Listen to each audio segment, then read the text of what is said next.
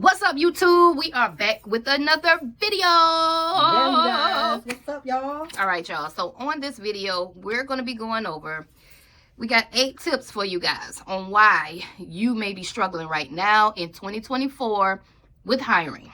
Yes, with hiring, okay? So we all know that inflation has hit us so hard and things have changed, right? I'm not going to lie to you. The first thing I have on my list is low wages. Oh God, ain't the truth. Low wages is one of the reasons why you're struggling with hiring. All right, in case you haven't figured it out yet, but it's 2024 and ain't nobody working for $10 no more. All right, it's over, it's dead. Leave it alone. We are in the cleaning industry and it is hard as hell to clean, whether you clean in residential, whether you clean in commercial. Not only that, not only is it a hard labor job, right? But rent is at an all-time high and the math ain't mathing no more, okay? So you can't be working people for 8 hours and paying them $10 an hour and think they're going to just stay with you forever here in 2024. It's not going to happen, man. So raise your rates. Just gonna be honest with you, we have lost several accounts this year because of this problem, because I refuse not to underbid, right? And because of that, because I don't want to be stuck having to pay people pennies and then having to manage this huge account just to receive this much profit. No, I just refuse to do it, right? So we don't underbid. If anything, I'm gonna bid fairly for me, for my company, and for the person that's doing the job. Right. Everybody is going to get paid fairly, okay? So one of the reasons why you might be struggling is because you may be underbidding yourself and you may be paying people too little. Yeah. All right? So this is just word out to the whole cleaning industry. Raise your damn rates. Please do, y'all. Raise it so you can pay people a fair wage. Okay. What you got? The next one that I'm going to talk about is basically one that I actually experienced myself with the last job that I had. There was no room for growth. I had an issue with it. Have y'all ever been on a job where you're actually working and you give it your all, for real, give it your all? You show the work on time. You actually come back on time on your breaks. And you would think that people would actually notice what you're doing and elevate you to a different level. But instead, to have your dreams crushed by them hiring somebody else from the outside to have a top tier position. I don't know who else had to experience something like that, but I know I did. And then you have to train them. Yeah. And then I had to train them for something that I could have done. Where they do that at? Just never forget your people. You cannot forget the people that work for you because they are the VIPs. I know within Tenacity Clean, I'm always reaching out to people and I'm letting them know how important they are and their room of growth, of them not only becoming, being an independent contractor. We can show them how to start, grow, and potentially scale their business to 6 figures and beyond. So it's not you're going to have to stay stuck with us. No, we want you to have other clients because that's what you're supposed to do anyway.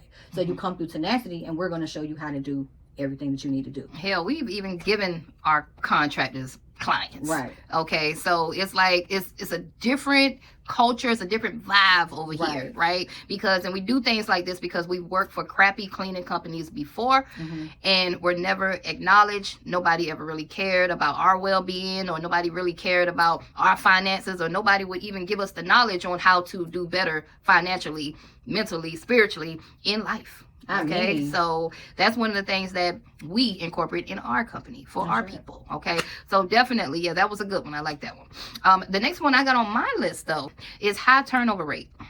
High turnover rate. Now, for the cleaning industry, the lifespan of a cleaner is about 6 months. Right. So if you hire an employee and they stay about 6 months and they leave, that's about average. That's about average, right? But if you hire an employee and they stay for a year, over a year, thumbs up to you. You're actually doing pretty good. All right. So you must be paying them decent enough because they ain't left yet. I'm telling you, it's a 6-month thing with cleaners. You got 3 to 6 months before they figure out where they're going to stay with you or not, right? So you have to work on your company culture. I can't stress it enough. Work on your company culture. Figure out ways to keep your people happy. Okay, keep them happy because it's hard enough being a cleaner. It's very, very difficult just going out there. Your back hurt. I remember those days. My feet hurt, my back hurt. Ain't nobody checking in on you. Hey, I just want to know how you doing today. You all right? You know what I'm saying? Like, it's hard being a cleaner. So you definitely got to check on your people and work on your company culture. Do things for your employees. You know, I know some cleaning companies, they might go bowling, or they have like a cookout too, out like at the park or something. There you go, like a cookout at the park or Like a something like family day or that. something. You can get creative on that, but we can talk about that stuff on the next video, company culture. We could talk about that on our company culture video. But what else you got? Which leads me into saying the bad rep. Like, you must got a bad reputation. Like, you could get a bad rep for not paying people good, showing favoritism. You could get a bad rep for not having company culture. People, they're gonna be like, this person don't really care about you. All they care about is the cha-ching, Right. the dollar sign. And so work on your reviews too. Oh God, Like, if you got two-star reviews on your Google My Business page, ain't nobody going to want to work for you. Absolutely right. not. So I'm literally looking at Google My Business and strolling down Google at these cleaning companies with these 2 and 3 stars. That might be one of the reasons why ain't nobody working for you, sis. Right. Okay. Right. You gotta work on your reviews. Okay. Nobody wants to work for a crappy cleaning company. Okay. So the way the cleaners look at it is, if your clients don't like you and your clients ain't happy, then we probably ain't gonna be happy. It might be something up with management. Right. Okay. So next, we got poor working conditions. Ooh. Oh, this is a big one. Care to share? This one. This is a big one.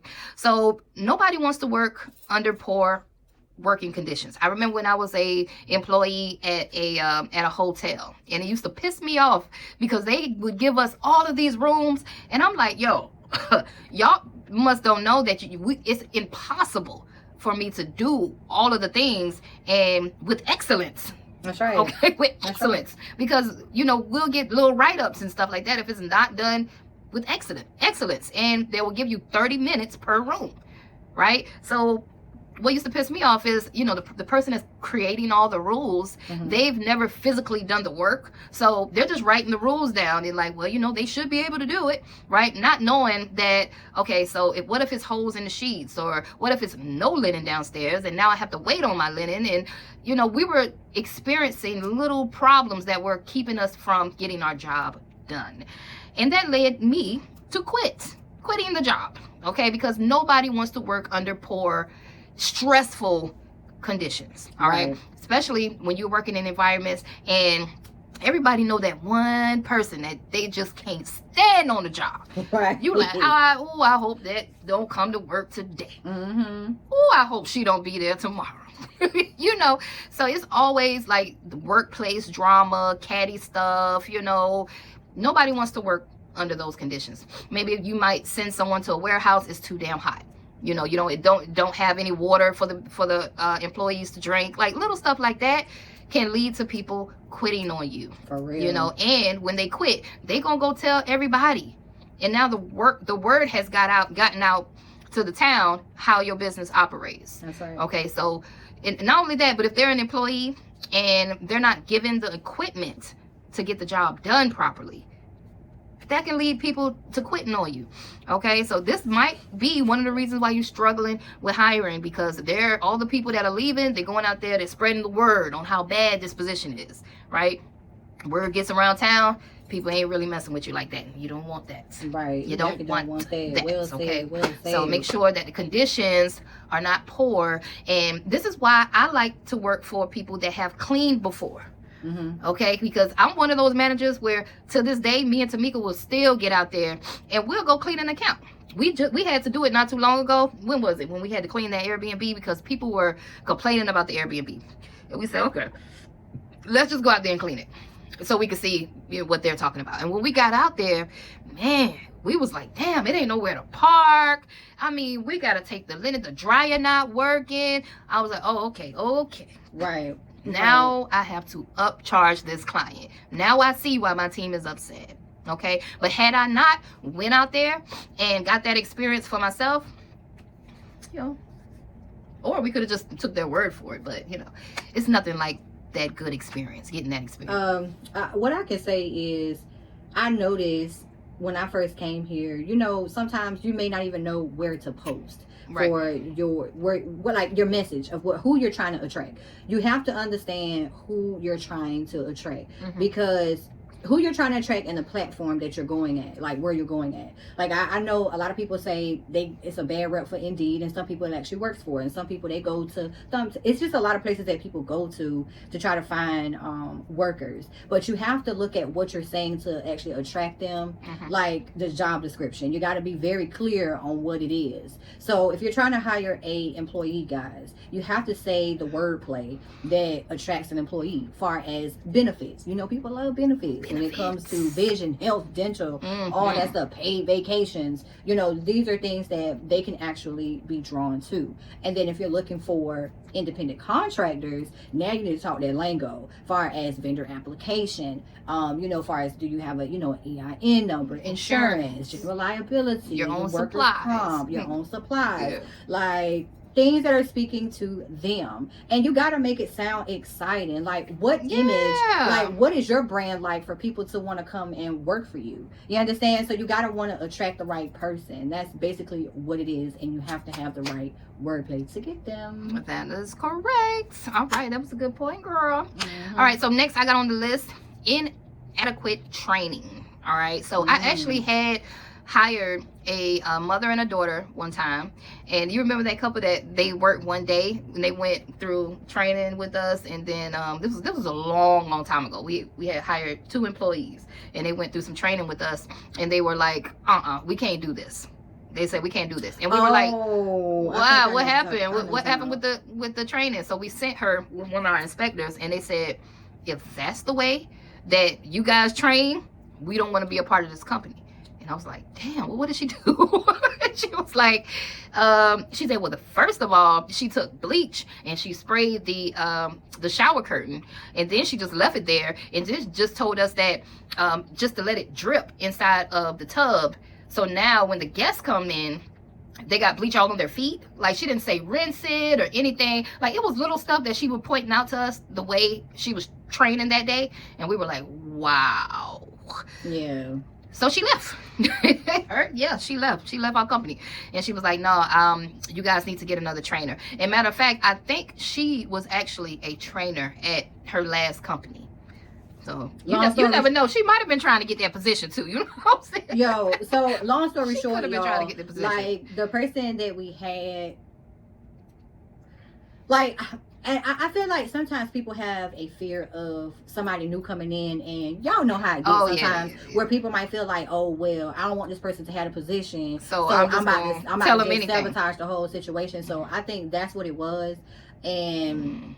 Yeah. Okay. We're gonna leave that conversation. But you guys understand. You got to watch out for cleaners sabotaging. Well, the people that you put ahead sabotaging the cleaning company. That's right. You got to look out for that too. And last but not least, before I let you guys go, I have unclear job expectations. Okay. So you were talking about the job description, right?